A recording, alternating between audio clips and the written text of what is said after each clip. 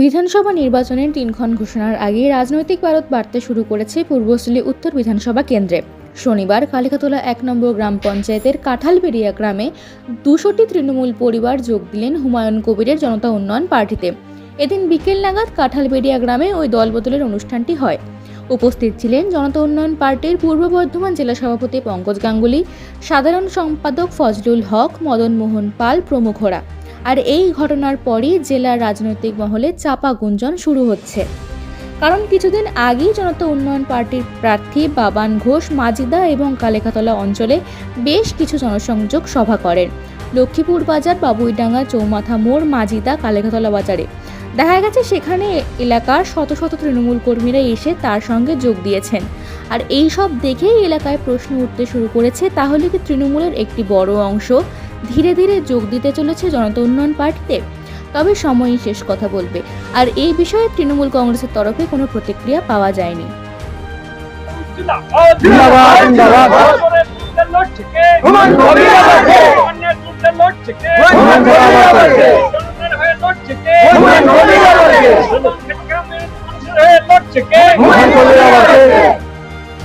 কি আপনারা আজকে কি তৃণমূল থেকে কি তৃণমূল থেকে জনতা উন্নয়ন পার্টিতে যোগ দিচ্ছি?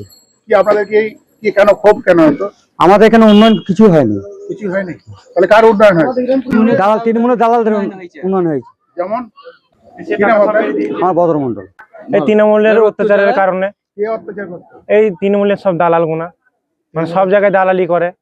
এই যে মানে গ্রামে গ্রামে ঝামেলা হলে থানায় গেলে সেটা দালালি মানে পরিবর্তন করে।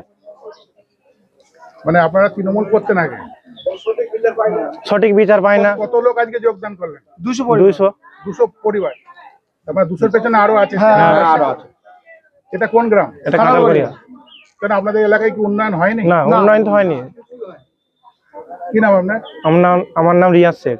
আপনার নাম? পাপু শেখ। আজকে এখানে কালিকাতলা 1 গ্রাম পঞ্চায়েতের কাঁঠালবেড়িয়া গ্রামের বাসিন্দাদের দীর্ঘদিনের একটা যে ক্ষোভ ছিল বর্তমান সরকারের প্রতি। এখানকার মানুষরা বঞ্চিত, লাঞ্ছিত, শোষিত এবং অত্যাচারিত। এখানকার শাসক দলের যারা ক্ষমতায় আছে তাদের মাধ্যম দিয়ে মানুষরা বীতশ্রদ্ধ হয়ে গেছে তাদের ব্যবহার, তাদের এবং কার্যকলাপের জন্য।